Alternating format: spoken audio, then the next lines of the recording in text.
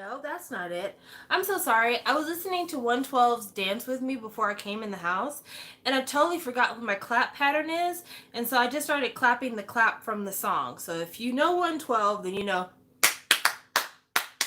because I see you looking at me. I could tell by your eyes that you're feeling me, and I really want you to get close to me. So won't you dance with me, and this. I know, long story. Anyway, as you can see from the title of this here live, these boys are bad. Hello, Andra. These boys are bad. The boys are bad. They need whoopings. They need to be suspended. They're bad. So you guys know how much I love a cutie pie. I have a lot of cutie pies on my roster. I talk about them frequently. They make me happy. I love them. Well, part of my cutie boy brigade is me loving boys love, and I'm not going to talk a lot about boys love for those of you who are not interested. Don't worry, it's okay. This is just a lead into what my week has looked like on the scene. If you know me, you know I watch boys love. Hey, Janini. And I particularly love a show called SOTUS. It is in my top 5 of all time for boys love. And my favorite from that show is a gentleman named Singto. He's my fave. I love him. I love him dearly. And this week, Chris, who played his partner on the show, was involved with a little drama. He was caught on a live stream saying, somebody asked him, "Are you gay?" And he's like, "Gay my ass." And they're like, "Ooh." But then he apparently had a thing on Facebook a few years ago where he was insulting somebody and he used the word Lao. And apparently in Thailand, people use the names of other countries as insults to people, which sounds mad racist. The gay my ass thing, I'm gonna get back to it and why it didn't seem like a big deal. I'll get back to it because I don't want you to think I'm homophobic because I'm not. I'll talk about that. And then the worst part is where he drug in baby Singto, but Singto kind of started it. They were doing a live stream together, and the filter that they had made to where Chris, who was sitting closer to the camera, was very clear, and Singto, who was sitting behind him, looked very blurry. And he said, "Wow, I look like a rape victim." Like you're interviewing a rape victim. And Chris was like, "Yeah, you be the rape victim and I'll be the interviewer." And they were like laughingly joking about this. And, people get sexually assaulted all the time. It's not a joke to people who have been victims of sexual assault or have had people in their lives who have been touched by sexual assault. So, yeah, not cool. Now, if the gay my ass thing had been the only thing, I probably would have been a little bit forgiving.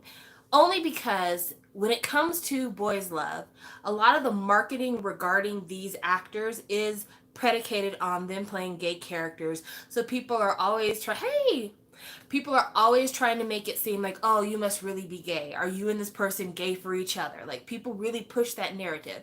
I could see getting tired of being asked that over and over again and one day just being like, ugh, not gay. Like Shawn Mendes had a very similar kind of like, bleh. But the rape victim thing, no, no, no, that's not funny. That's how that becomes the first thing you think about when it comes to blurry faces. I probably would have said witness protection program, but I don't think I would have said rape victim. And then, the whole thing with using another country as an insult to a person. Again, racism's never cute, no matter what country you happen to live in. It's just not the way to go. So, very disappointed because my boys' love was ruined. 2 of my faves gone. Then New apparently he made some joke about like I have a low IQ because I'm retarded, something similar to that. It You have to translate it from the Thai to English, and I'm sure things are lost. And people were like, "Oh, it sounds like you're making fun of people in the low IQ community." Hello. And his response was, "Oh, I've been off social media for the last couple of days because I've been working since 5 a.m. to 11 p.m. every single day, and I'm not really doing anything. And I just was so distracted that I didn't realize there was a problem going on. But I'm not biased against mentally what was it mental people with low IQs because like I give money to them and I would never be that way. And you guys know me, I'm a good guy." Like his response was so fucking convoluted and just it really should have been, "I apologize for making an insensitive joke." It was not my intention to insult people. I will do better. That's all you get. I didn't need to hear about how you work from 5 a.m. to 10 p.m. Like, get the fuck out of here. So, another one. Not that he was one of my faves, but me and Mason literally on our blogs that we did for Boys Love, we're talking about how much we like Dark Blue Kiss. And he's one of the lead actors for Dark Blue Kiss. So I was like, fuck you. But the one that hurt my heart today, because this has all just happened this week, y'all. Just this week. Like, since Monday. The one that hurt my heart today. Fucking Ansel Elgort. Baby Driver. I like him. I think he is cute. I like his singing voice. He's pretty. I liked him. And he's a fucking rapist. And it's just like, are you... alleged? Still, are you fucking kidding me? Which, this is a really important lesson, ladies, gentlemen, theys. Just because someone is fine, it doesn't mean they won't be out here raping. So, the story as it goes is that he used his influence during his early 20s, like 2021. He used his early influence to like reach out to fans through the DMs.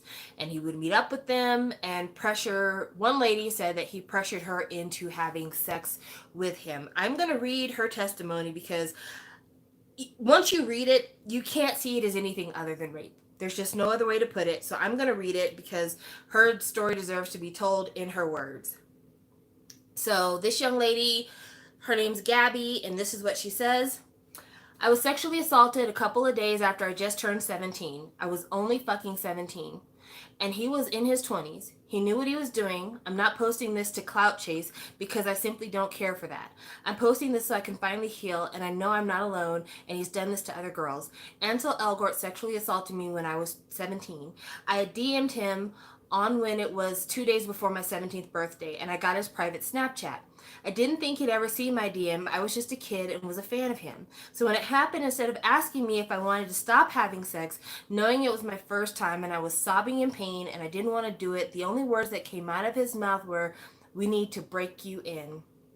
I wasn't there in that moment mentally. I disassociated myself and I just felt like my mind was gone. I was in shock. I couldn't leave. I was only 5'2" and 98 pounds. He made me think this is how sex was supposed to be. I was so young and he knew that. He as well said stuff like, "You're going to be such a beautiful young lady when you're older." I was fucking 17. He not only did that, but asked me for nudes. I was only 17. As well as asked to have a threesome with me and one of my dance friends. They were as well underage, and I didn't tell anyone because he said it would ruin his career. I sat there for months wondering what I did wrong, wondering why I felt so used. Years later, I have PTSD, I have panic attacks, I go to therapy. Finally, I'm ready to talk about it and finally heal. I just want to heal, and I want to tell other girls who have been through the same shit as me, you're not alone. It's a lot for me to even come on here and tell my story, but I know it's needed. There's much more to my story. I simply don't want to post it all. I will tweet screenshots and pictures of me and him down below. So yeah. It's fucking heartbreaking. It's fucking heartbreaking. As a parent of a 15-year-old, it means like in a couple of years, that could literally be my child. And if that is my child, I'm talking ball extraction. I'm cutting off your nuts. I am endangering your manhood. You can live the rest of your life as a eunuch, as far as I'm concerned. You couldn't do that to my child. And what's even harder is that he's a good guy, you know? Like, he's a guy who raises money for charity and hangs out with all the cool POCs and is down for the cause, and he sings and he can dance and he's suave and he's charming, and he would be any girl's fantasy to have a night with. And he chooses, make this very clear, he chooses to use all of the tools he has in his charm arsenal to pick on underage girls. They're not of a legal age, and he gets a kick out of being able to use his tool bag to build this house of manipulation and sabotage and to emotionally twist the truth and make these girls feel like they're doing a bad thing because I'm a good guy. And if you out me as a rapist, you're going to be ruining the life of a good guy. It's fucking sick. It's fucking sick. And what's even sicker are the people in these streets saying that, well, we just can't believe anything anybody on the internet says. He deserves his day in court. Now, if Ansel Elgort was ugly, if Ansel Elgort looked like Steve Buscemi, I think that we'd all be down for it. I think we'd all be like, you know what, fuck that guy. I bet he did do that with his creepy looking self. But because this is a beautiful young man with full lips and great teeth and wonderful hair, it's like, oh, our baby couldn't have done that. Your baby can do that. Your baby can do that. And it's been proven over and over and over and over and over again when it comes to these celebrities getting away with this bullshit. It's very rarely the ones that we have identified from the jump as being that creepy looking one. Yes, sometimes it is that creepy looking one. Absolutely. Have you ever watched the movie Ferris Bueller's Day Out? And there's the vice principal in that movie who was like trying everything he could to chase down Ferris Bueller and get Ferris Bueller in trouble. He also played the dad in Beetlejuice. I forget the actor's name, but he was a really big actor in like the mid to late 80s. The reason why he's not a big actor anymore is because he was caught soliciting images of prepubescent boys. And it ruined his acting career. And even though he was such a great character actor and everybody really liked him, having him on set, and he was in all these blockbuster movies, at the end of the day, he was a pedophile. And he deserved to have his career ended. And everyone was in agreement. But he wasn't a super handsome man. He was a character actor. He was funny looking. Ansel Elgort is a beautiful boy. And I'm going to keep talking about how he looks because this is important. He's a beautiful boy. So of course people don't want to believe a beautiful boy like that would do anything like this. And maybe he needs a second chance. Maybe he didn't know any better. This is not a person who doesn't have choices. Thank you, Jeffrey Jones. This is not a person who doesn't have choices. Ansel Elgort is somebody who has more choices than your average bear. He didn't have to go in his DMs and message girls underage. I am certain there were grown women in his DMs who said, I would love to give you a taste. I'm sure there were old bitches like me who were in his DMs saying, I would love to give you a taste. They're all out there. It is a veritable poo-poo platter of pussy. So why do you choose someone who is so ill-equipped to battle you in this mind game? What fucking satisfaction do you get from this? Well, at this point, I don't really care. What I care about are the police going to look into this? Will he spend time in jail? Because this is sick. This is sick. And it doesn't matter if the young lady at the time thought, I'm so cool, an older guy likes me, an older celeb guy likes me. One of the things that you have to realize when you become an adult is that you are now an adult. Flat out. I don't care if you're 18 in one day. I don't care if you're 93 in one day. When you become an adult, you are an adult. Act like one. Kids are off the table now. Kids are off the table. Leave them alone. If she's that hot, you'll wait. It's gross that you'll wait, but still, you'll wait. But he's a person with so many choices. Probably co-stars he started movies with, just wannabe actresses, even though, again, that'd be a power issue. But so many people. But this right here is what he likes, because he likes instilling fear and manipulation in people. You look for the thing that brings you the most joy. And that is the thing that brought him the most joy. Fuck that guy. Fuck that guy. Fuck that guy for real. And it's just a shame because it makes you question everything you like about everything else, right? You know, and there's other fandoms that have been dealing with these sexual assault allegations just in this last couple of weeks as well. There's been allegations against members of 5 Seconds of Summer. There's been allegations against some actor, Dalila. I don't know him, but he needs to shave. I mean, there's so many people just in the last couple of weeks that are being outed for being the violent sexual predators that they are. And when you think about the fact that these people are saying this happened to them sometimes years ago, sometimes, you know, a year, 2 years, however many, when you think about all that and them just now coming out, how many young girls, young boys are being abused as we are speaking by someone powerful, someone influential, someone beautiful, and will not tell that story for another couple of years because they're afraid and they're intimidated and they don't want people to be mad at them. We've got to check in on each other, guys. We've got to check in on each other. We've got to create spaces around our friends and family that let them know this is where you're safe. To let them know that there is anything that you can tell me and I will not judge. Because I think sometimes we're scared. I really think sometimes we're scared. And we're scared that people will stop loving us, that people will stop liking us, that people will hate us.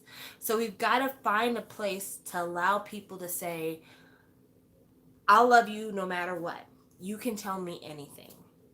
You can tell me anything. I could tell my own personal story, but I'm not going to because this isn't about me. I'm going to tell you a story about somebody else because I think it's important. So when I was probably 13, no, I was 14. When I was 14, I started high school, and there was a girl that I went to school with. Her name was Michelle. And Michelle lived in a house with a mom, and she had 3 younger siblings. She had a brother and 2 younger sisters. And Michelle and I were freshmen in high school together. And Michelle's life situation was very different from mine. Where I lived near the top of a hill. Not that we were rich, we just lived at the top of the hill. She lived at the bottom of the hill. And the houses at the bottom of the hill tend to be shorter houses, tend to be smaller houses, tend to be houses where there's not a lot of money in the house, to be honest with you. And I remember going to her house and there being like roaches here and there in the house, and there not being a lot of food in the house, and there being a lot of people living in her house, and it wasn't a great environment. And so Michelle wanted to escape. She wanted to escape from that environment, and the way that she found escape was with a young man who had things that she didn't have. He didn't come from a big family. His family, their apartment had plenty of room. He had a family that had more money in the household than her family did. She was a darker skinned African American female. He was a biracial, much fairer skinned young man. And so she started sleeping with him at 14 years old. And he was, I would say, maybe 19. He wasn't like super older, but he was still older. And she got pregnant in our freshman year of high school. And she got pregnant early in our freshman year of high school because she was like, I want to say around 6 months pregnant when we graduated. And school's usually about 9 months. So fairly early on in the school year, she got pregnant. After she got pregnant, she never came back to school. So freshman year was her last year, and then she was gone. And I came back to El Paso, I think when I was in my second year of college, and I saw her and a couple of her boys when she was walking to the grocery store. And at the time, it had been so long since I'd seen her, and I didn't do my due diligence to check up on her. And so as the years progressed by, I lost contact with her, and I was ashamed to talk to her in that moment because I hadn't kept my covenant as a friend of reaching out and seeing if she's okay. And I think about her often because This guy who had every advantage over her, even though he wasn't an actor, he wasn't a movie star, he wasn't anything big, but who had every advantage over her, capitalized on her weakness and her dreams of something better for herself and totally changed the course of her life. He changed her educational path. He changed what she's able to do in the future. He made her become a grown up well before she was ever truly mentally able to become an adult. And I think about that often when I think about young girls involved with older men. These older men don't have to be super old, but just older men in general. What they have that you don't have is the ability to walk away. And you, as the young woman, whether it's 2 years, 4 years, 10 years, 15 years, you're still in that space. You'll never walk away from that situation completely. You'll always be thinking about it. You'll always be wondering, if I could have done something different, if I had made a different choice, if I had said something different, if I had worn something different, if I had never showed up at all, how would things have changed? Whereas primarily the men in these situations can walk away. And so we've got to start being our own advocates. We talk about Black Lives Matter, and we talk about trans lives matter, and people of color's lives matter. The point being, life is important. The lives we live as human beings are important. And because our lives are important, we've got to start seeing the humanity in one another. And we have to start treating people with the same humanity we expect to be given to us. So let's start being walking examples of that. If somebody comes to you and they're saying, I need you to listen to me, please carve out the time to actually listen, and listen until they're tired of talking. Ask them if they want any feedback, and if they don't, again, just listen. Because sometimes that's really what people need. This young lady put this out on Twitter not because she was looking for people to give her money or to be made famous, because trust me, she's probably getting way more hate than love right now from some hardcore fans. She did this because she needed to be heard, because keeping it a secret was eating her up inside and ruining her mind.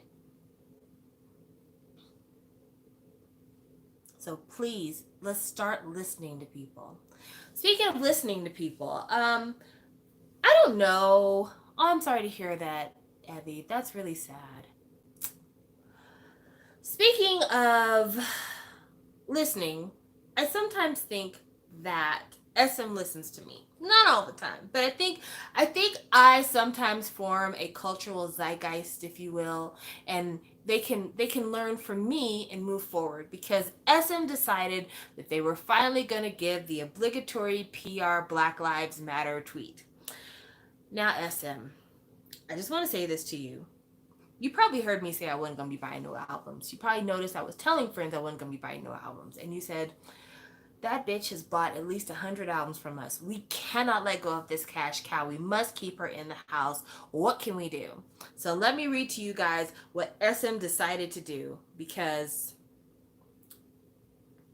it's something. So SM puts out a tweet, and this was June 18th at 10 p.m. It says, colorofchange.org, hashtag end racism, hashtag end violence, hashtag Black Lives Matter, triple fist. Notes app.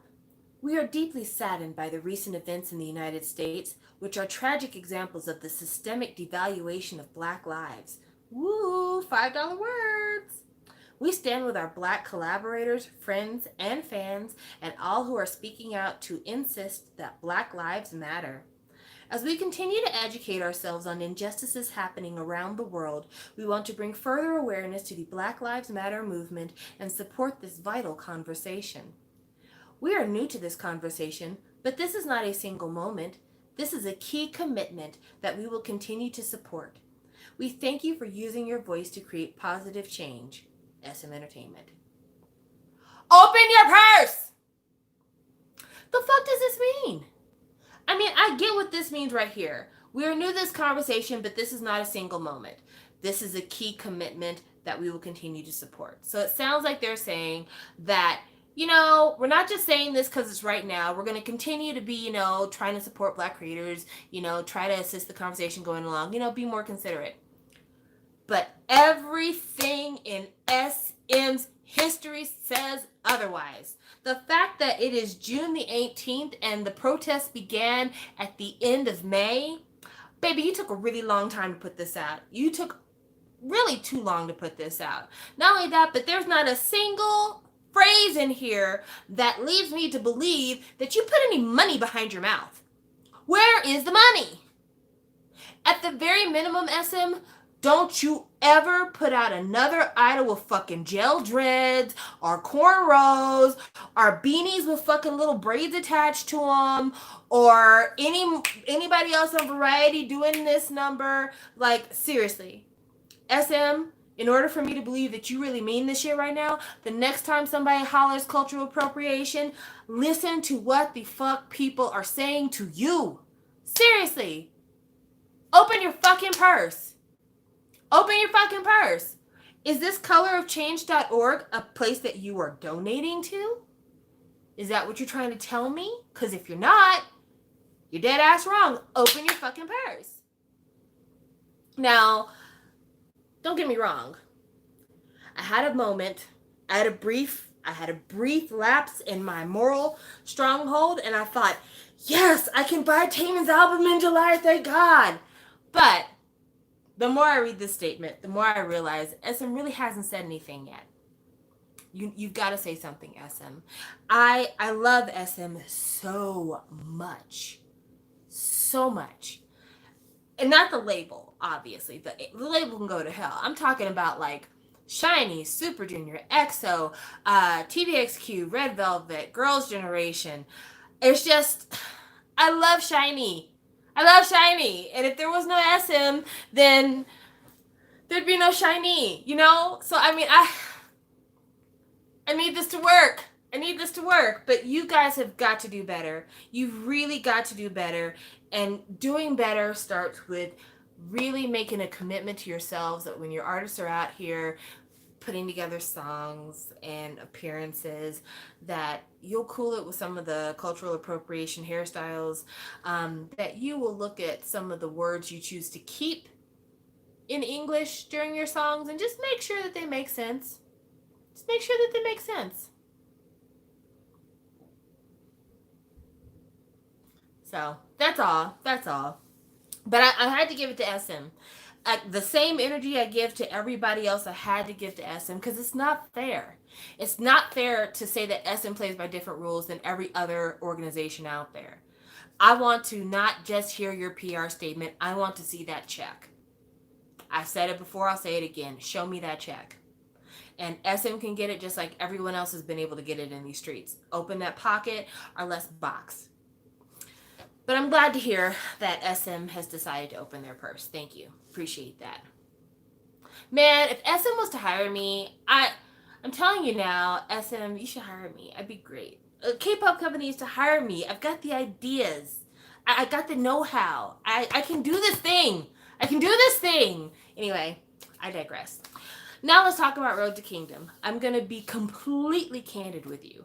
I lost all interest in Road to Kingdom with some of the very lackluster covers that were on the show, plus the fact that the group that I thought had the worst covers did very, very well rankings-wise on the show.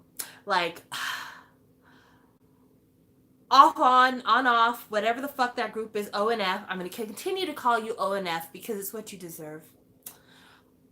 They ranked so high throughout that show. And they're so not good. And I'm sorry if you're a fan of them and I'm offending you and you want to downvote me because I don't like your fave. I don't like them. Their covers were trash. They ruined so many things I love. Golly, they went after SHINee. They went after fucking Rain. Like, what else do I have left for you to ruin, Sistar?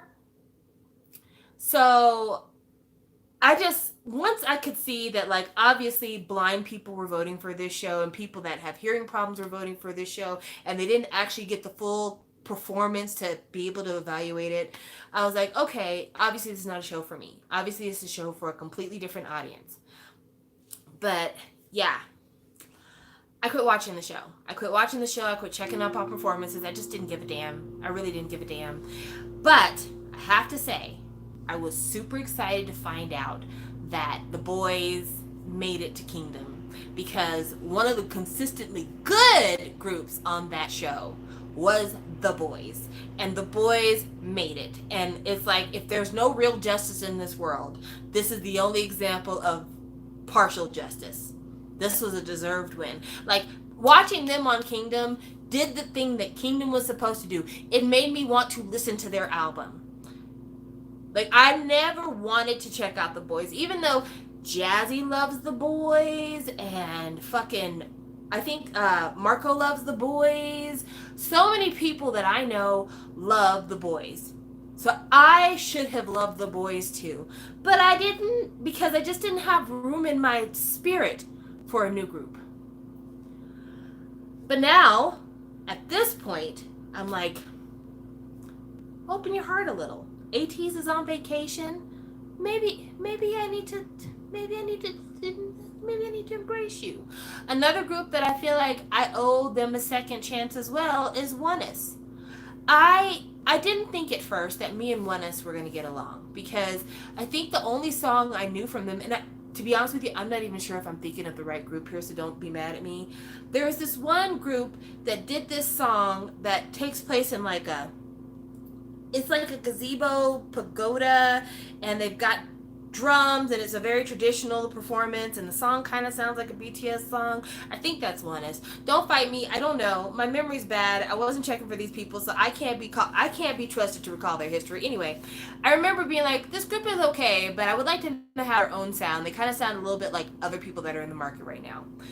But their energy made me very happy on the show. Like, even when the performance was completely sloppy and chaotic, their energy was very, very good. And because of that, I was like, okay, maybe I will find some B-sides that really touch my heart. Maybe I need to give you a second chance. So out of all the people that were on this show, I think that ONEUS is one I'd like to do a little bit more follow-up on. The boys is one I'd like to do a little bit more follow-up on.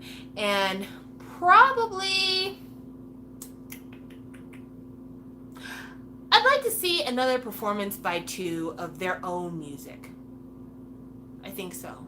Because two, when they did Rising Sun, I remember thinking that was a really tight performance, but I never kept going with them. And so I think I'd like to see them put out a little bit more music, because they were an extremely young group when they appeared on this show. See them put out a little bit more music, see what their performance style is when they're not trying to do other people's performances, and see if I like them that way. They need a little bit more time, but I think I might like them.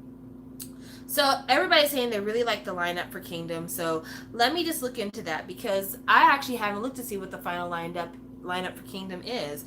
I didn't think it had come out yet. I had a lot of people in my Twitter say that they don't want 17 to be on Kingdom, which I don't know why. I mean, granted, Kingdom is not my favorite idea for a show, but if it turns out like Queendom did, it probably won't be that bad. I think it'll be okay.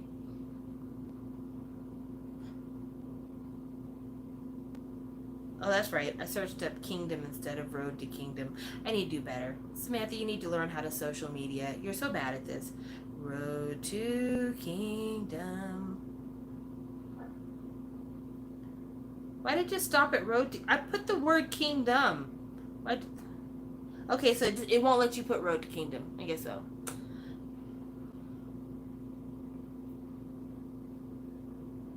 So Very Very is having their comeback immediately after being on Kingdom. That's really nice. That's pretty cool.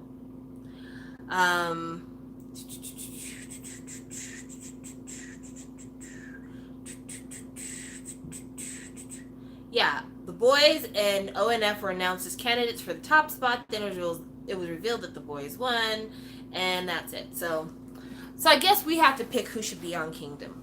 All right, then let's all choose who'll be on Kingdom. I think this is a great exercise for us. We do a lot of these what if games here, so let's do what ifs. So I'm gonna bring up Queendom real quick, because I want to make sure that we pick groups based on alignment, you guys, based on alignment. So let's just imagine for a minute that we are basing the contestants for Kingdom on the contestants we had on Queendom, and let's just say that the boys are the G Idol already. So does that make sense? Like we're comparing them apples and apples, oranges and oranges. So like if you took the Queendom lineup and you were trying to find the male equivalent, then I think that definitely we're looking at, yeah, we're absolutely looking at the equivalent of G Idol being the boys. That makes a lot of sense. So let me go ahead and pull up the Queendom lineup. That way I am making sure that we are apples to apples instead of just going with like all these super powerful deals. All these super powerful deals. I'm so terrible.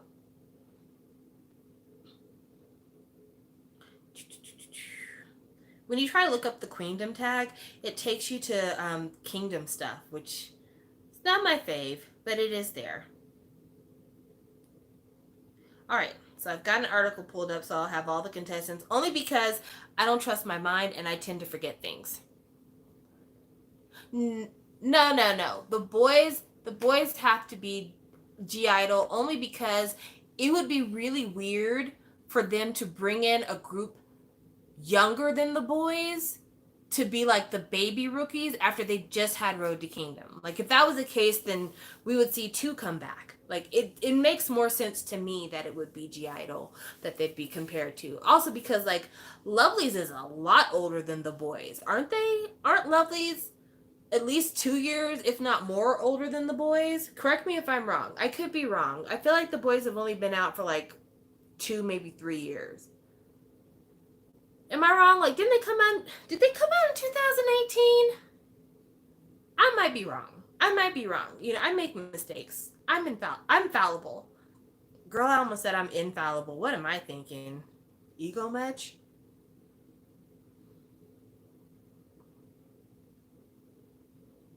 2017. Wow, they debuted in 2017? Hmm. They've been around a lot longer than I thought. TXT and ATs are rumored, but they're also rookies, aren't they? Yeah, so I knew Lovelyz was way older than the boys, so that's why I didn't think they'd be a good. And then Oh My Girl is also a lot older. Like I want to say Oh My Girl's even older than Lovelyz, so that's why the boys. G Idol. I've already made my choice. Quit trying to change my mind. Quit trying to change my mind, guys. I know what I chose.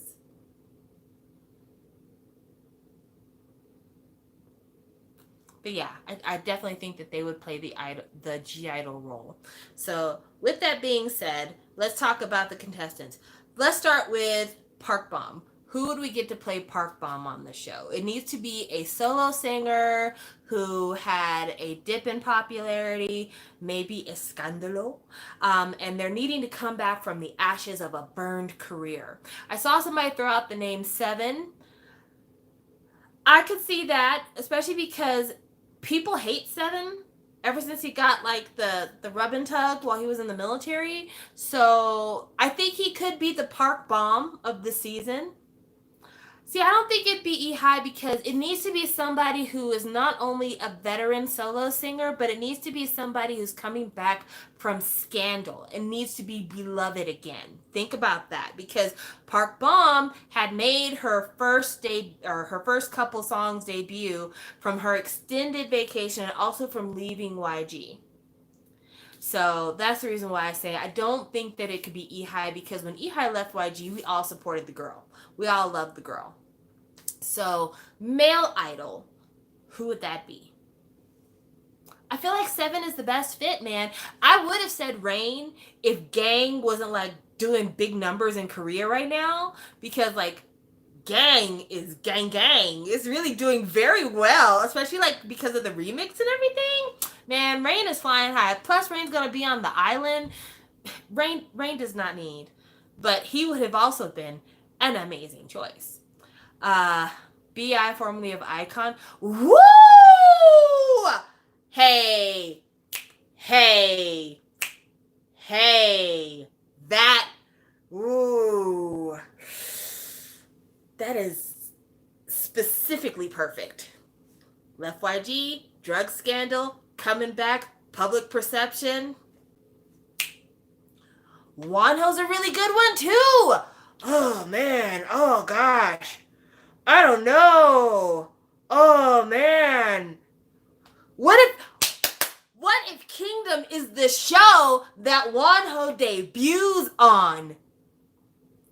Like, wouldn't that be awesome?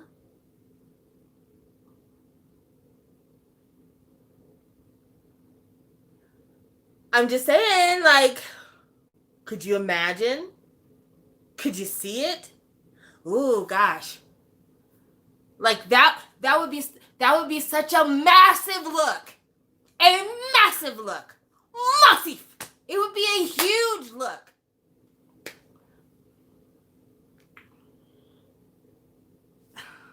I'm just saying. Like, I could see it. I could totally see it. Like, cause like Park Bom was the last person they brought to the room, wasn't she? Like everybody else was already there. Like, oh, who's gonna be the last person? And then she walks in and was like, are you fucking serious? Are you fucking serious? The queen is here. Like, I could totally see everybody being like shocked. Well, okay, maybe that is the only reason why you wouldn't have a Bi or a Wano, because you'd want somebody who people also kind of revere. Not that Wonho's not revered within K-pop, but like, let's be honest, Park Bom had a decades-long career before she stepped foot on the Queendom stage. So, oh, she was the first one. You're right. She was the first one. So when people saw her, they were like, okay, the game is real. We're not joking, fellas. Like, we really have to be on it because she is here. We know she can sing. People love her. We've got to kill every stage. Like, I really think that Park Bom encouraged people to do their absolute best because she's so big. Ooh. You know what? Wee Sung would have been an amazing choice, but he has got so much legal stuff going on right now that he really needs to get that situation handled before he's back in front of the camera. Like, the man was found passed out multiple times after he was accused of drug possession. That's the behavior of somebody who's going through it. And I think was it one of his parents or maybe his sister that died, something like that? Like, the man's going through it, so he needs to heal. Park Chung would be nice. I would enjoy Park Young just because, like, he's really talented on his own. But I believe that he's also in the midst of his own lawsuit because the police have decided to charge him in the Sal Jegi defamation charges. So I don't know if y'all remember, Park Young like got drunk one night, got on Twitter and was like, all these people are buying their album sales, fuck you guys. And he named like a bunch of people. The police are like, this is criminal defamation. We are bringing you up on charges. I was like, you've got to be fucking kidding me. You've got to be fucking kidding me. Are you for real? Are you fucking for real? So, yeah. I was mad, but okay. Follow my logic here. This would never happen. This would never happen. But if it did happen, I would lose my fucking mind. What if the person who came back on Kingdom was fucking Daesung from Big Bang? Think about it, y'all. Think about it. I mean, I'm not saying. I'm just saying, like,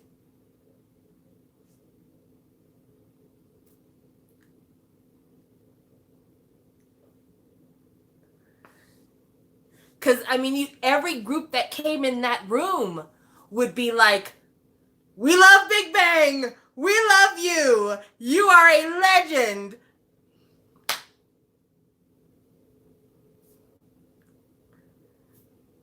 I would watch every week. I would watch every week. If Daesung from Big Bang's like, I'm going on Kingdom because I know the public hates me, but one thing the public hasn't heard me do is really sing here in Korea on my solo shits in Japan. I'm here to give you performance. And for you to really see my heart and to see what kind of person I really am, since y'all think I'm a fucking asshole. That is the narrative we want to see. Baekhyun? Pfft, no. I mean, Baekhyun's cool and all, but like, I don't see it for him. Junsu would be one too.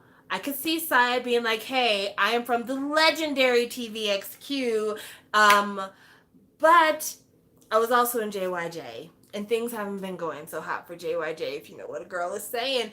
Only thing is, like, would Mnet put him on a show like that? That is the other thing. Would Mnet actually put him? No, Jae after making that joke about having COVID, he's not allowed to be on the show. He's not allowed to be on the show. Not allowed to do it. Only Jinsu. He's the only one.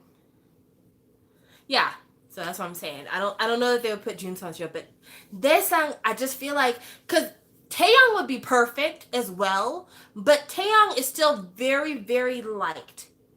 Very liked. People still very much like Taeyong. So he doesn't have like that I need to get over something story. Whereas Daesung does.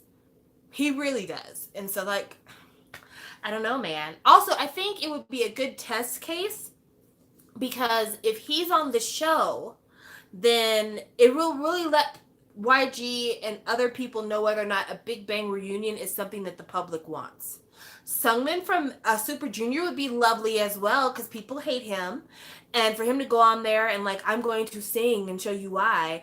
Kangen, no, because Kangen got caught drunk driving several times. And yeah, no, you could have killed people. That's Chin's got a baby to feed. Don't he need to be at the house changing fucking diapers before he has to go to the military?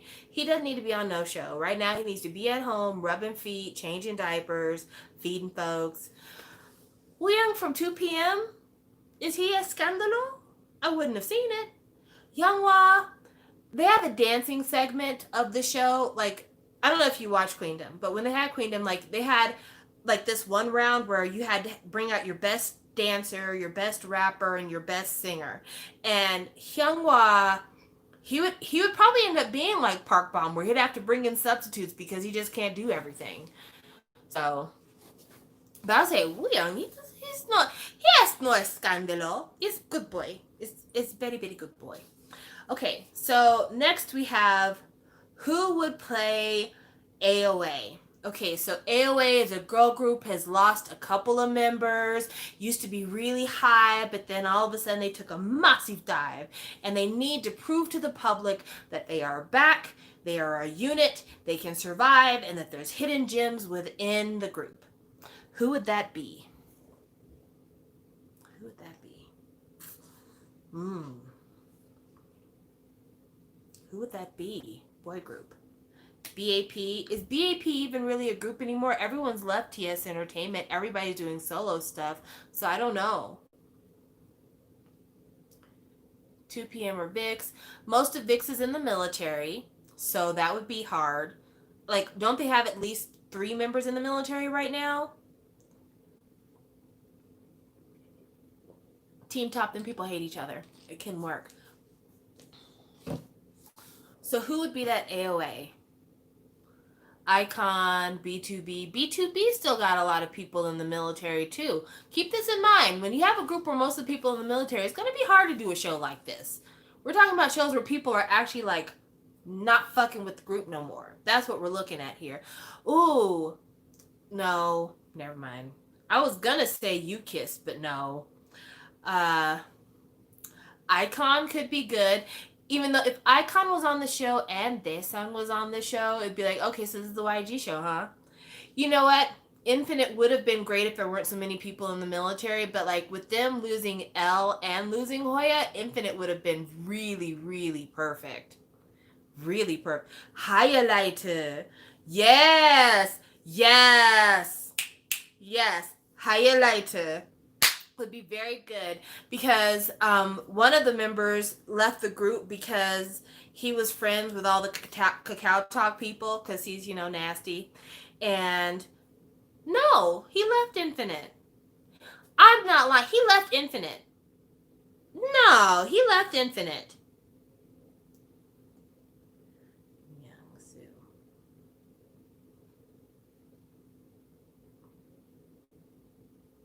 Yeah. Oh, he left Ulam, but he'll continue to be a member of the group. That's what it is. Oh, yeah, highlight most of the members are in the military as well. Well, if they would just wait Thank you. I had Wikipedia correct me. So you're right. I'm wrong.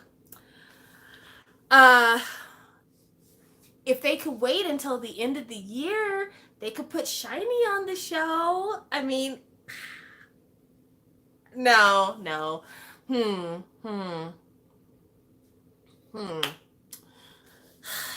And a dip in sales is also important as well. Who could that be? Hmm.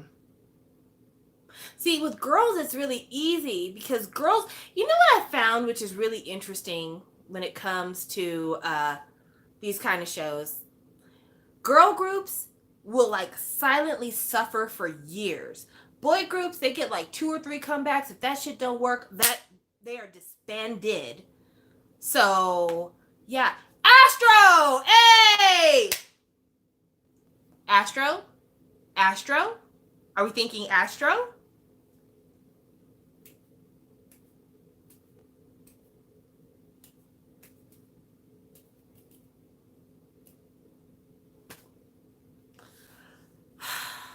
Yeah, with the boy groups, it's hard.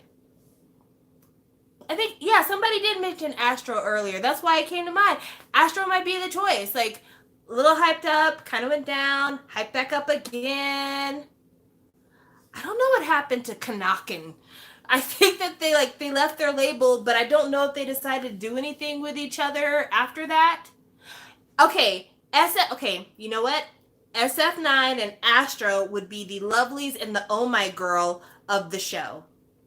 Do you see it? Do you see it? Astro would be the oh my girl because Astro did like this number, that number, and then they're starting to go back up because of the actor.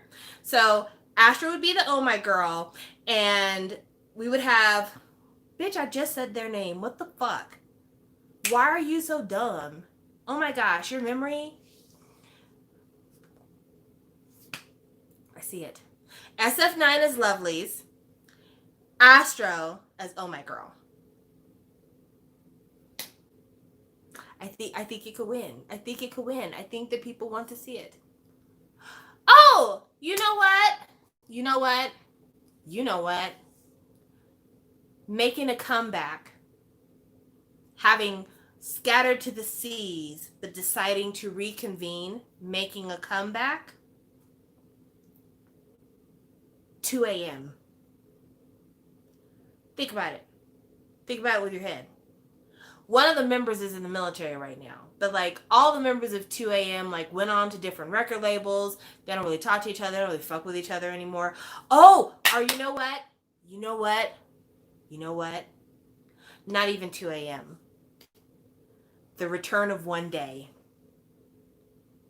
Do you guys remember One Day? 2 a.m. plus 2 p.m. One Day. Does anybody in the room remember this? Am I the only old bitch in the room who remembers this? Like I just think it'd be cool because like they're not gonna probably do anything together. They probably wouldn't. So like yeah, all the people who are out of 2 p.m., all the members of 2 a.m. who are out and about that are over with the military, and they're just like, you know, coming back since you haven't heard from them in a while. One Day! I would live for it. I would live for it. I think it'd be amazing. So, my lineup, debate amongst yourselves. My lineup would be for the solo, we have Daesung. For the AOA of the group, we have One Day. For the Oh My Girl of the group, we have Astro. We have Lovelies being SF9. And then we have the G-Idol spot by the boys. Who is Mamamoo? Who's Mamamoo?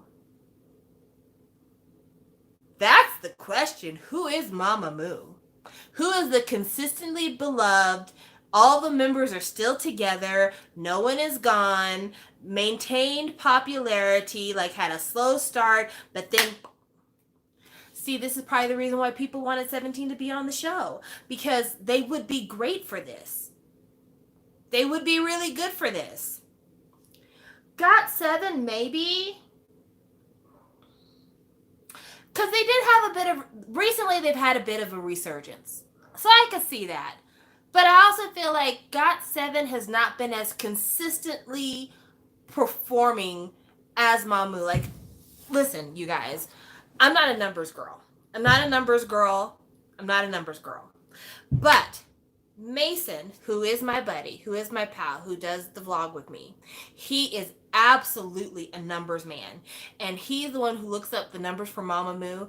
If you look up the sales numbers for Mamamoo, it is quietly impressive. Like, these bitches sell more now than they ever have. I shouldn't call them bitches. These queens sell more now than they ever have, which is the reason why they fucking won Queendom, because they are so very beloved. So, like, we need to come up with a group that, like, they're almost doing better now than they ever have, but they're still, like, a long-running group. And I honestly don't know who that would be. I mean, probably the best answer would be EXO, but I don't think so. The other best answer would be SHINee, maybe. Well, no, because SHINee's sales for their last project were not very good. Just to be honest with you, they weren't very good. Who would it be? NU'EST might be the one. You know what? NU'EST might be the choice. I tried to work around it, but NU'EST might be it. It can't be NCT. It can't be NCT only because we don't know who would show up to every taping. Because members of NCT are also doing everything else as well. Members of NCT are doing WayV, they're doing Super M, like they aren't together. ATEEZ has been doing consistently better and better and better. But if you recall, when Queendom started and Mamamoo were announced on this show, people were like, oh, well, they're going to win. They're going to win. And that's the reason why it's just like, okay, it has to be somebody that when you say their name, people think, oh, well, that's the show. That's who's going to win. That's how this group has to be. Am I explaining it in a way where you understand a little bit more? Because so that's why I feel like I don't know that NCT 127 has the following for them to be treated that way. Monsta X could be the one. Like, I'm not even gonna lie to you. It could be. Because I feel like, especially with them having their US sales and the groundswell of support from their fans, that could be the one. That could be it. You know what would make for drama, though? And I would never do this because I don't believe in playing on people's emotions. But if I was a heartless show producer, remember what I just said. Remember my disclaimer. If I was a heartless show person, I would enlist Monsta X as the Mamamoo of the show, and I would make Wonho the Park Bomb of the show. Could you fucking imagine how emotional my episodes would be? But I'm not that kind of person. I'm not the Mona Scott of Korean Variety. I wouldn't do that to you. But I'm just saying, if I was really trying to go for the tiers and the ratings, I would advertise, like, for the first time on Korean TV, the reunion of Wonho and Monsta X. Like, everybody would watch. Everybody would watch. I would watch. Not only would everybody watch, but it would be a lead trending topic on Twitter. It would probably make #1 Twitter trending worldwide. So, like, if I really was heartless, if I really was a cold-blooded motherfucker, I'd be like, yes. It wouldn't be a competition necessarily, but here's the thing. Here you have a group that they haven't been able to be publicly around each other recently. They're signed to the same overall label, but they have different paths, basically. This would be Wonho coming back for the first time in the public eye since everything. The members having to deal with the fact that he's not a part of the team, them having to discuss their emotions about him not being a part of the team, how those months went on and trying to keep going without him, and how unnatural it feels to be in the same room with him and they're not working together. And then, like, you know, a lot of emotional hugs and things after people finish stage. Like, I'm so proud of you, bro. You did so good. Man, Oh gosh, if they pair him up to do a cover a song,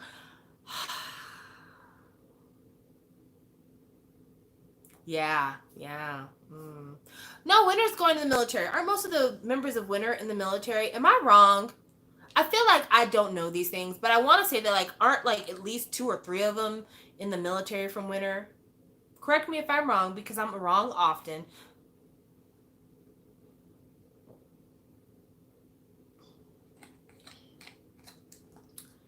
But yeah, I don't know that if I was talking about trying to bring in these ratings and trying to get this money, that would be the way I would go. Victon is nice. Victon is doing better. Yeah, TXT to me is too fresh. NCT, like I said, I don't think they're beloved enough.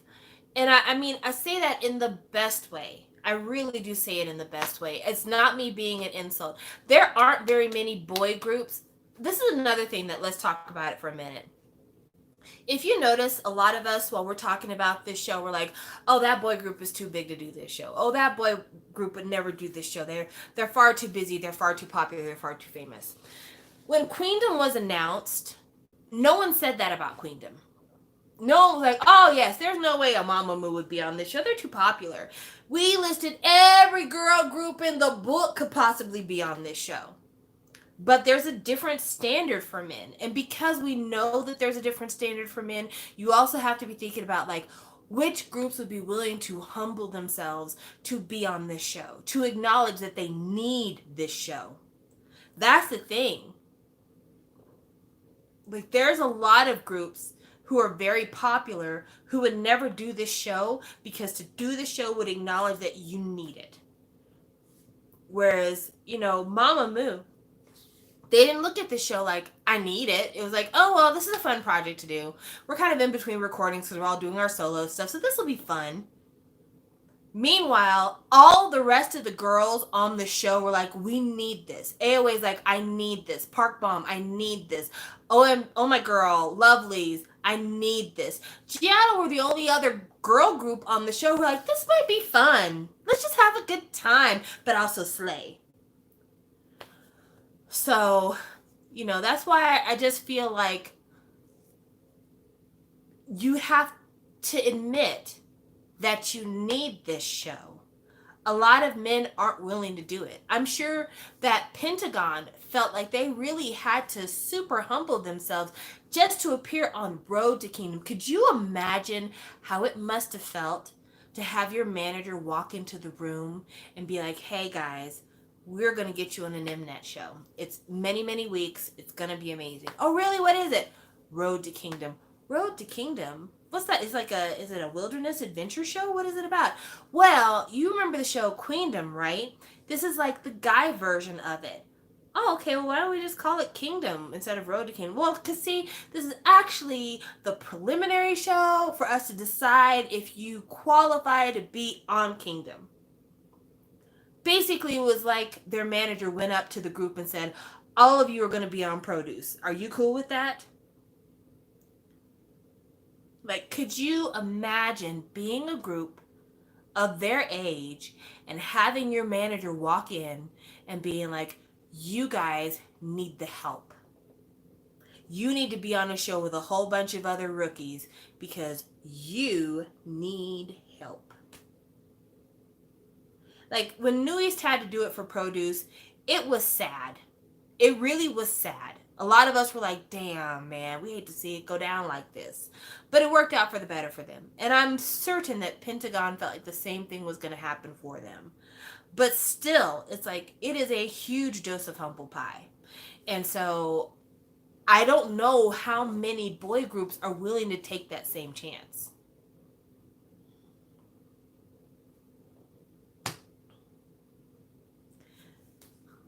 New East could use the help for sure. I mean, I don't think I'm the only person in the room who believes that Pledis is the worst company low key, but just hasn't been completely found out. I mean, if somebody was to do a Google Doc and list all the crimes of Pledis, I'm sure it'd be a substantial and hefty document. Look at what they did to After School. Orange caramel! Look at what they did to New East before Produce. Look at what they've done to 17. It's just like, how can anybody support Priston? How can anybody really support Pledis? And yeah, Big Hit is now majority stakeholders in Pledis. Basically, Pledis belongs to Big Hit. But this is the problem that a lot of us called out so many months ago. The problem with Big Hit owning Pledis is that Pledis made themselves very boy heavy. Big Hit is already very boy heavy. They don't really have a solid footing in girls outside of G-Friend because of Source. So, and they don't own Source, but they merged with Source. Semantics. So, how do you support your main cash cows, but give a fair shake to these other dudes that you happen to manage? You don't. You don't.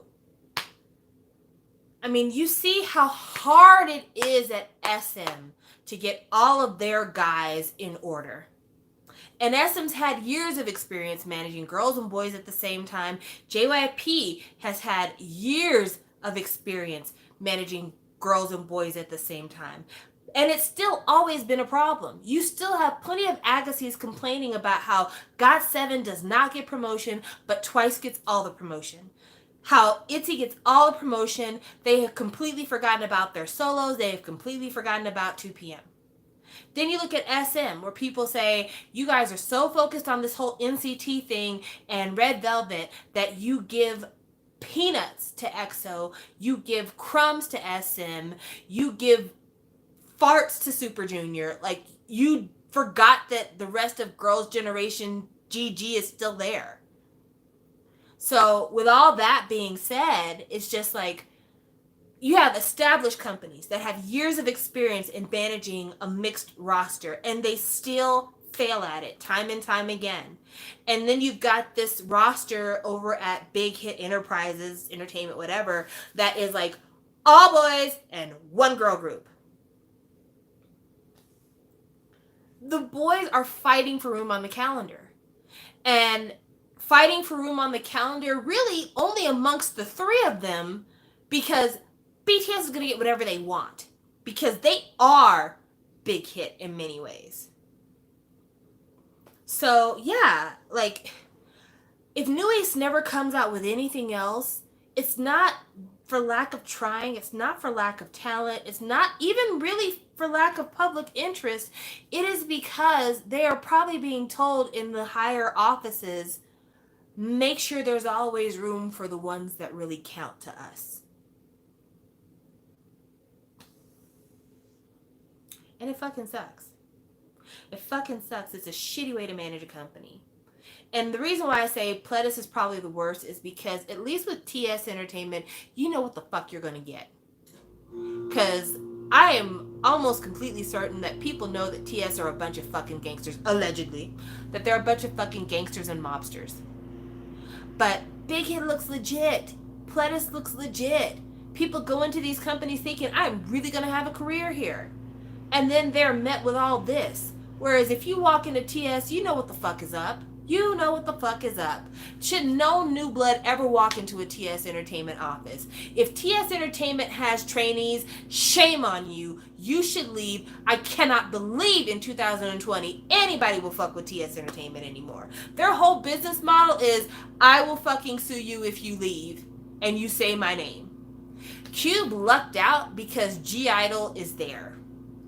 But, you know, when it comes to mainstream K-pop, no one's checking for Pentagon. No one's really checking for CLC.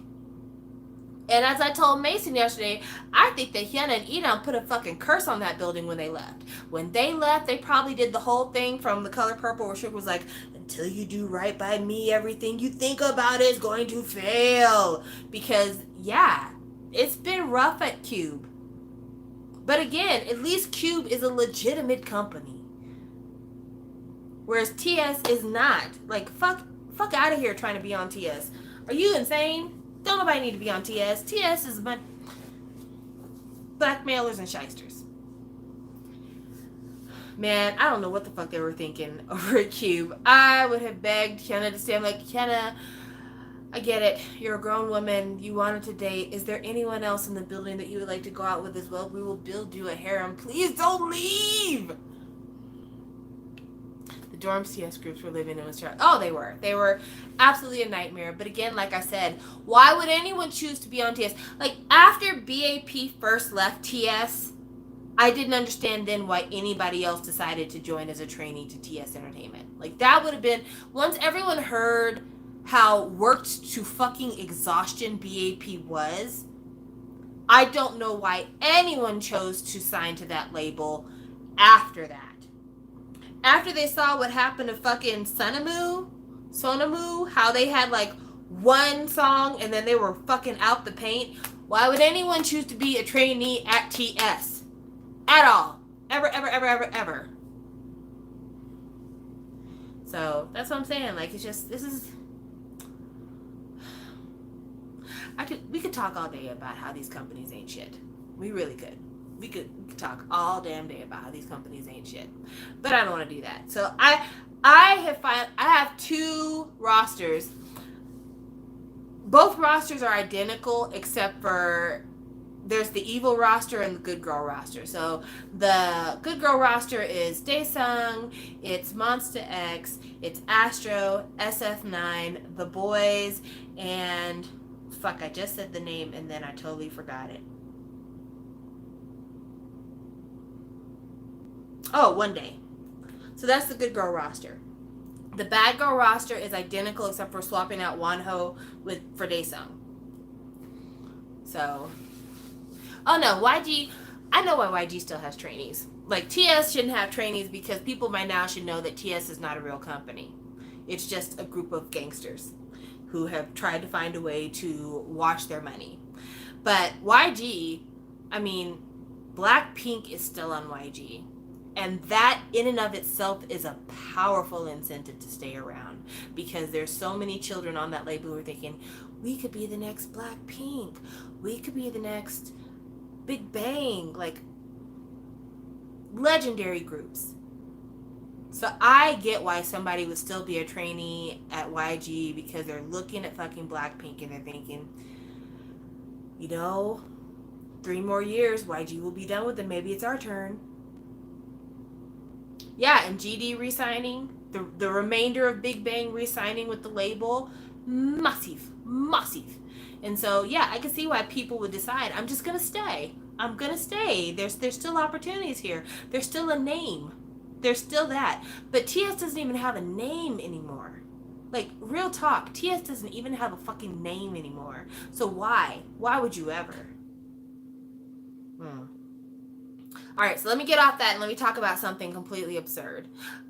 First, let me talk about the fact that all of my friends ordered P1's new album and didn't tell me, so nobody wanted to do a group order with me, but that's okay because, you know, sometimes people don't like you. It's fine, it's whatever. But also, let me tell you about P1's merchandise.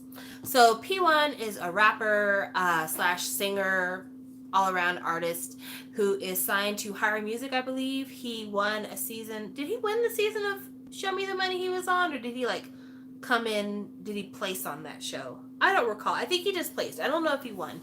But anyway, I bought his first album, Island Kid. I bought Halo, and I would like to buy his mixtape. But he released a mixtape called The Worst Mixtape, and he is releasing merchandise for this mixtape. The merchandise is a room spray and a bar of soap. I desperately want this bar of soap. I do not know why. I have no way of explaining why I need this so bad. I really, really need a bar of soap. I need a bar of soap, and I need it right now. Yes, it is a bar of soap. So I'm going to read, I have it on my profile because I retweeted it and said, why do I want this? Because I don't even understand my desire for this. Like, it's beyond me. This is the description of the merchandise, and it's a blue bar of soap, guys. The description is thus: PH1, the worst merchandise. The first piece of worst merchandise that he has is the room spray.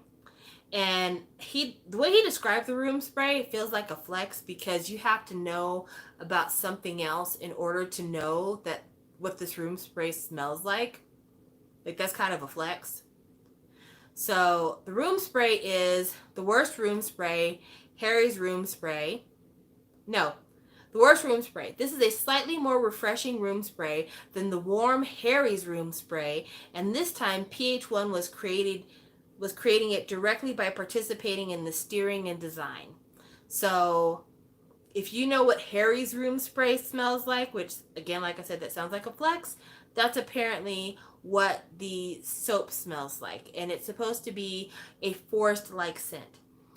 The soap is identical in scent to the worst spray.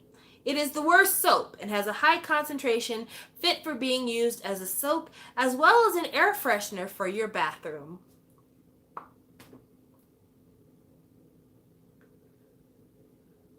I don't think anything about what I just read sounds super exciting, but I desperately want these things in my life.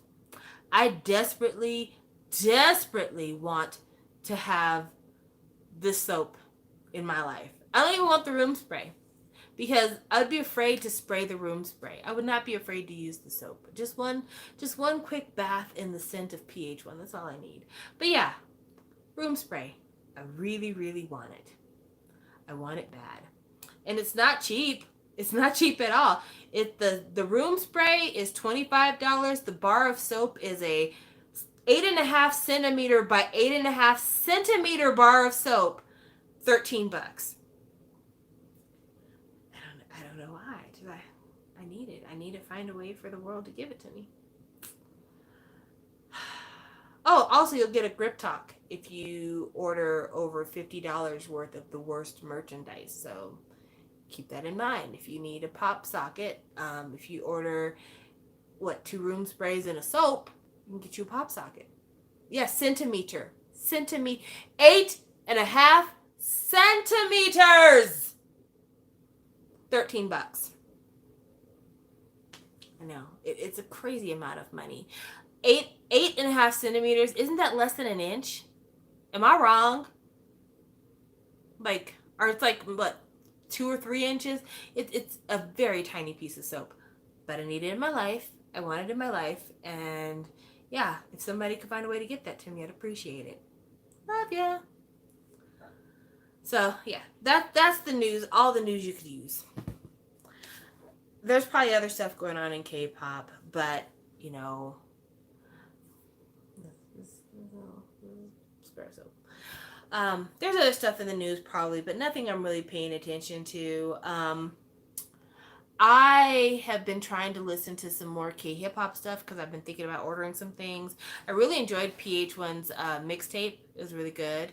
I also enjoyed the NAFLA album. I'll be buying that. I really liked it. And there's a song with a collaboration with Dean, and I've been collecting other people's albums just to hear Dean's voice, so why not?